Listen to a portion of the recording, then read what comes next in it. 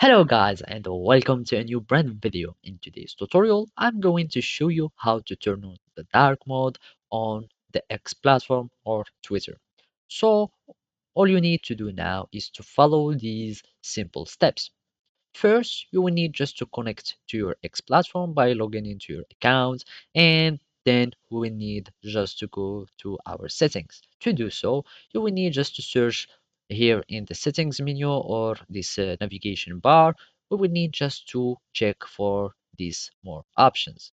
By clicking here, we will find the settings and privacy option.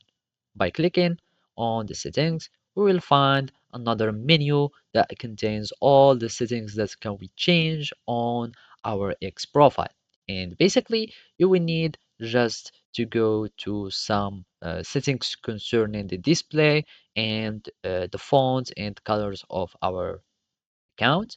So we will need just to go here to the accessibility, display, and language, as you can see here.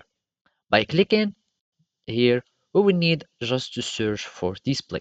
By seeing the third menu, we will find this display menu here.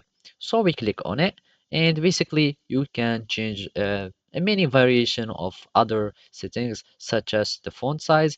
By clicking here, you can see that the font is getting bigger, etc.